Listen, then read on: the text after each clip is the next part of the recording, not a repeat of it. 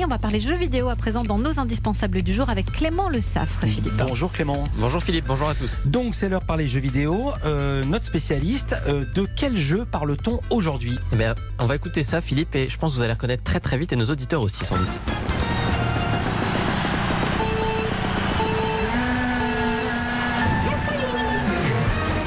Mais évidemment, même Gilles Le Garnier, vous l'avez reconnu Gilles Le Garnier, bien sûr. C'est Mario Kart. Mais oui, c'est Mario Kart. C'est exactement ça. Oui. Alors on enfile tous là dans le studio sa plus belle casquette de plombier, on fait crisser les pneus de son kart et c'est parti, on part sur les pistes pleines de pièges donc de Mario Kart 27 ans après le premier jeu, vous vous en souvenez Philippe, vous étiez né, pas moi. Ouais. C'était sur Super Nintendo, la cultissime série de jeux de course dans l'univers de Mario, continue de passionner petits et grands enfants, bons et mauvais joueurs. Alors pourquoi je vous en parle aujourd'hui ? C'est la question que j'allais vous poser d'ailleurs. Eh bien, parce que pour la première fois, Mario Kart est sorti sur mobile. Ça s'appelle Mario Kart Tour. C'est disponible sur tous les téléphones. Il n'y a pas d'exception. Ouais. L'attente, elle était très forte. Rendez-vous compte, le jeu a été téléchargé 90 millions de fois en une semaine. 90 millions de fois. Quand tu vois que juste la France, c'est 66 millions Voilà. d'habitants, 90 millions, c'est prodigieux. C'est énorme. C'est énormissime. Mais est-ce que le jeu est bien ?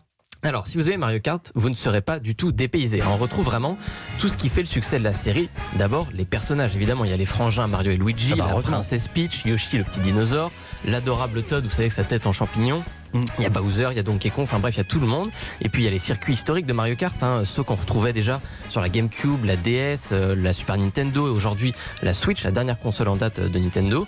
Donc tous ces circuits aujourd'hui, ce qui est fou, c'est qu'ils sont au creux de notre main et ça c'est génial.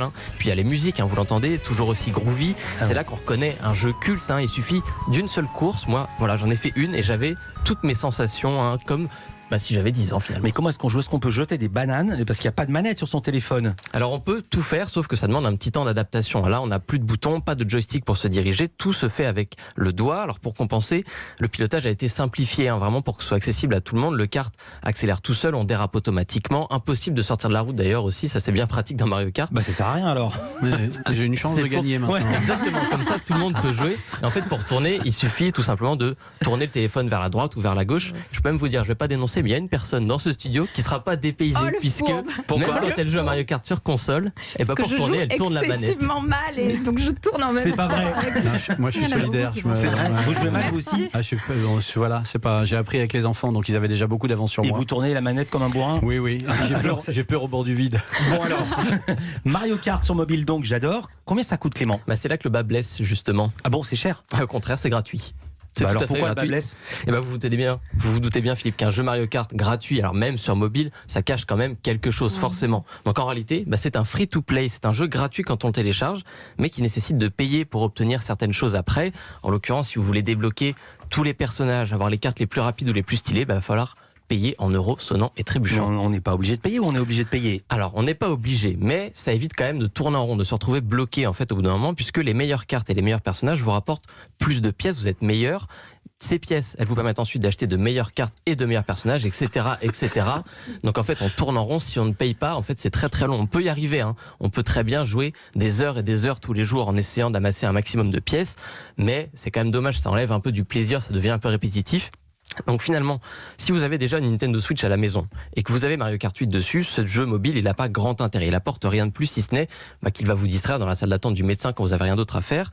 Mais si vous avez la Switch, ça reste quand même sympa, on va pas se mentir, de disputer une petite partie dans le métro ou en attendant un ami au café. Moi je l'ai fait chez moi aussi en attendant et c'est très bien. Si on n'a pas la Switch, vous voulez dire. Si on n'a pas la Switch, ça reste quand même très bien. C'est pas hyper intéressant, mais ça reste quand même sympa.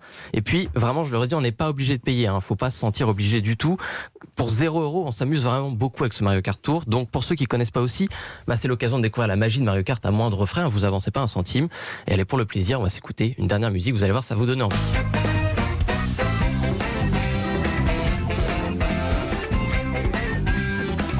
Gilles Le Garnier, vous êtes fan de jeux vidéo ? Non, pas trop. J'aime trop les gens. Et vos enfants ? Oui, un petit peu, très raisonnablement, mais oui, ils aiment bien s'amuser. Ouais. Quel menteur, il m'a dit tout à l'heure, ils ont passé le week-end à jouer à des jeux vidéo. À Borderlands 3, Qui vient de sortir, qui est le gros carton en ce moment aussi. Ils ont une histoire avec ce jeu-là parce que les jeux à jouer en coopération, c'est-à-dire à jouer à deux, les jeux sont de plus en plus isolants.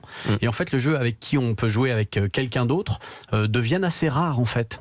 Et donc, ils ont toujours bien apprécié celui-là et là, ils y ont passé un petit peu de temps. Ouais. D'accord, ils ont quel âge, 12 et 14 ? Non, 23 et 21. Pour jouer à Borderlands 3, vaut mieux avoir ce genre d'âge. Il faut garder sa part d'enfance. Vous restez avec nous, Gilles Le Gardinier. Merci beaucoup, Clément.